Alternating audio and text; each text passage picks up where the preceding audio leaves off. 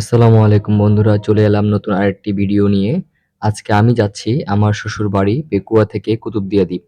আজকে আপনাদের দেখাবো কুতুবদিয়া লবণের মাঠ, বায়ুবিদ্যুৎ কেন্দ্র, অর্গানিক শুটকি, সমুদ্র সৈকত আর অনেক কিছু। সবাই আমার সঙ্গেই থাকুন। আমরা এখন চলে এসেছি মগনামা ঘাটে। আর এটাই একমাত্র ঘাট যেটার মাধ্যমে দিয়ে কুতুবদিয়ার মানুষ চলাচল করে। তো আমরা এখন উঠবো স্পিড বোটে। এখানে স্পিড বোট ১২০ টাকা ভাড়া নেয়। আর যদি আপনি ট্রলার করে যেতে চান সেখানে নিবে ৬০ টাকা ভাড়া। তো আমরা আস্তে আস্তে সিঁড়ি দিয়ে নিচের দিকে নামবো। এখন নামার পরে এখন আমরা স্পিড বোটে উঠে যাব। সেখান থেকে চলে যাব সোজা কুতুবদিয়া ঘাটে। আমরা আস্তে আস্তে বসে পড়ি।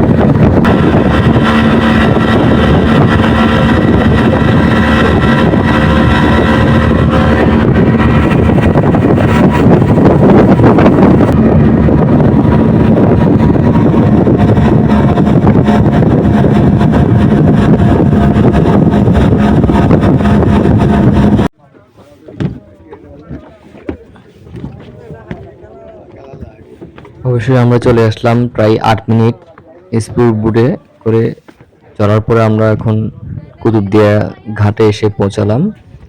আমরা এদিক দিয়ে আস্তে আস্তে উপর দিকে উঠবো। এখানে অনেকগুলো গাড়ি আছে, আমরা সেগুলোতে উঠবো। সেগুলোতে উঠে আমরা কুতুবদিয়া লবণের মাঠে চলে যাব।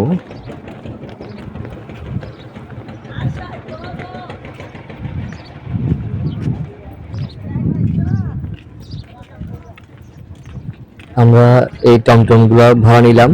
ভাড়া নিয়ে চলে যাচ্ছে এখন কুতুবদিয়া লবণের মাঠে।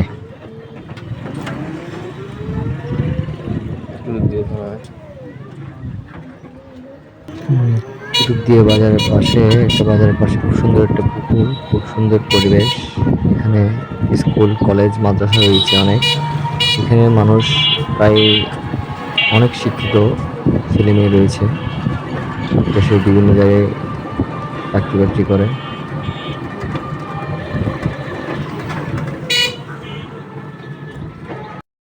আমরা গাড়ি থেকে নেমে অল্প কিছু হাঁটার পরে চলে যাব লবণের মাঠে।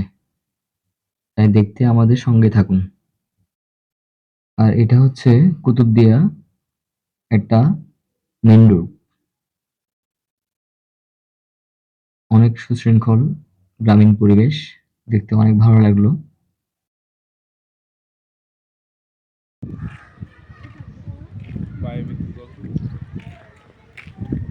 এই হচ্ছে সেই লবণের মাঠ। আপনারা আর এটা হচ্ছে দেখা যাচ্ছে, দূরে দেখা যাচ্ছে এটা হচ্ছে বায়ুবিদ্যুৎ কেন্দ্র। ওনারা ৩টি ধাপে লবণ চাষ করে থাকে।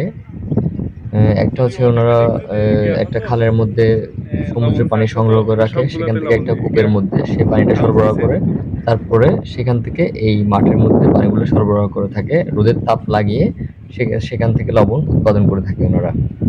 আমার প্রথম দেখা লবণের মাঠ, খুব ভালো লাগতেছে দেখতে। আমি আগে আর কখনো দেখিনি। দেখতে পাচ্ছেন ওনারা এখন লবণ সংগ্রহ করতেছেন সুন্দর ঝরঝরে। এখান থেকে বড় বড় পাইকাররা এখান থেকে কিনে নিয়ে গিয়ে চট্টগ্রাম শহরে বিভিন্ন কোম্পানিকে পাইকারি দিয়ে থাকে।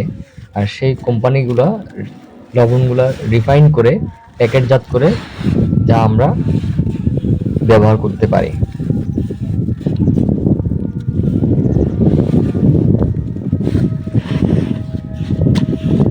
এভাবে ওনারা পানি থেকে, সমুদ্রের পানি থেকে লবণ সংগ্রহ করে জীবন জীবিকা নির্বাহ করে থাকেন।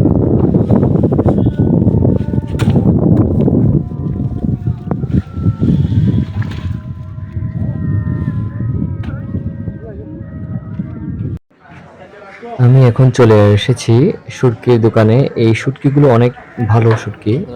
এই দ্বীপে অনেক মানুষ শুটকি উৎপাদন ও ব্যবসার সাথে জড়িত। এত ভালো শুটকি আমি আর কখনো দেখিনি। এখানে অনেক কম দামে শুটকি পাওয়া যায়, অনেক ভালো শুটকি পাওয়া যায়। এদিকে আমার আম্মু বলল 1 কেজি শুটকি নিতে, তাই প্রিমিয়াম কোয়ালিটির 1 কেজি ছুরি শুটকি 1200 টাকায় নিলাম। কত করে ছুরি শুটকি? এখানে প্রায় প্রত্যেকটা শুটকি পাওয়া যায়। এখানে বিভিন্ন সাইজের শুটকি আছে, ছুরি শুটকি বড়, মিডিয়াম এবং প্রিমিয়াম কোয়ালিটির, দৈত্য শুটকি, পিসা শুটকি, রূপচাঁদা শুটকি, ইলিশ ভাইলা মাছের শুটকি, ইলিশ শুটকি, ট্যাংরা মাছের শুটকি, আরো অনেক মাছের শুটকি এখানে পাওয়া যায়। বাইলে শুটকি মা।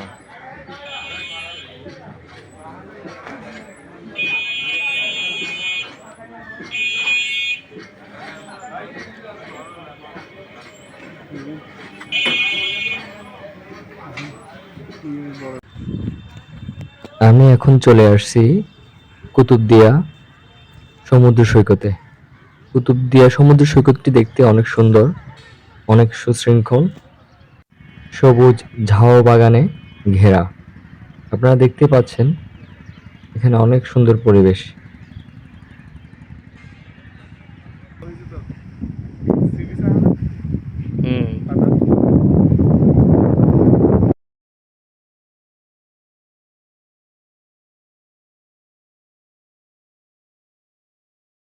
দেখতে পাচ্ছেন কি সুন্দর একটা জায়গা। এমনিতে এসব জায়গাতে গেলে মন ভালো হয়ে যায়। খুব সুন্দর মনোরম পরিবেশ,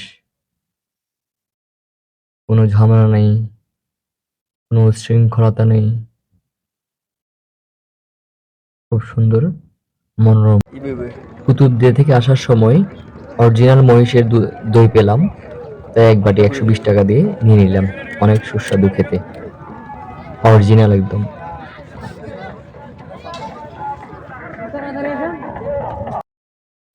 আমার ভিডিওটা কেমন লাগলো সবাই কমেন্ট করে জানাবেন। সে পর্যন্ত সবাই ভালো থাকবেন, সুস্থ থাকবেন।